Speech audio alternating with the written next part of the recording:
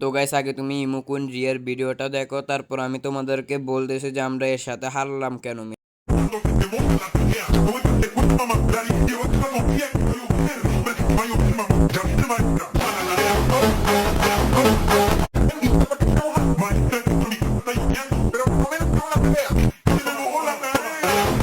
তো গাইস তোমরা কিন্তু গেম প্লেটা দেখছো, আর দেখে তো বুঝছো যে এরা প্যানেল ইউজার নিয়ে আসছে আমাদের সাথে ভার্সেস করার জন্য।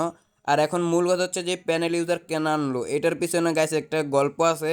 তো আমি তোমাদেরকে আজকে গল্পটা শোনাবো। তো গল্পটা হচ্ছে, আমি একদিন গেছিলাম কক্সবাজার কুইন রিয়াকে শর্ট দেওয়ার জন্য। আর কুইন রিয়াকে আমি শর্ট দেওয়ার পরে আমি পকেট হাত দিয়ে দেখি আমি আমার মানি ব্যাগটাই আনিনি। তো মানি ব্যাগ যেহেতু আনিনি, আমি তো ওকে টাকা দিতে পারবো না শর্টের।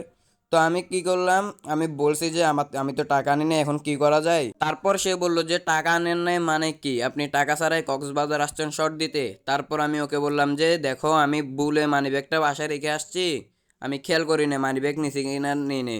তারপর ও বললো যে আমি এত কিছু জানি না, আমার টাকা দিতে হবে, নাইলে একটা কাজ করেন, আপনারা তো অনেকের সাথেই 4 vs 4 করেন, তাহলে আমিও ফ্রি ফায়ার খেলি, আমার সাথেও 4 vs 4 করেন আমার স্কোয়াডের সাথে। তারপর আর কি গাইস, আমি রাজি হয়ে গেলাম। আর রাজি হওয়ার পর আমি রুম খুললাম, রুম খোলার পর তাকে রুমে ডাকার পর সে বলে যে আমার একটা শর্ত আছে, আপনি কি শর্তটা মানতে পারবেন। তারপর আমি বললাম যে হ্যাঁ বলো, তোমার শর্তটা মানার মতো হলে মানবো। ও বলে যে আপনি তো আমাকে শর্ট দিচ্ছেন কিন্তু টাকা দেন নাই।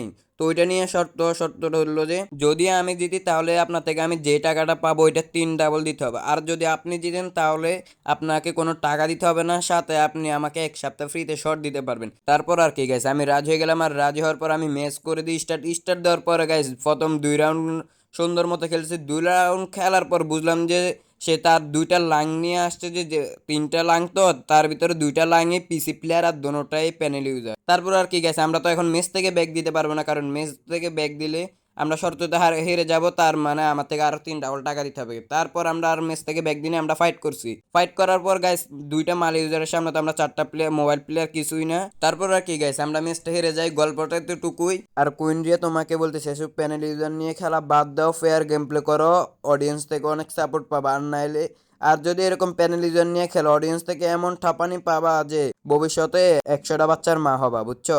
আর আমাদের কিনে যে ভিডিওটা আপলোড দিছো 24 ঘন্টার ভিতরে ওই ভিডিওটা প্রাইভেট করবা, নাইলে তোমার খবর আছে।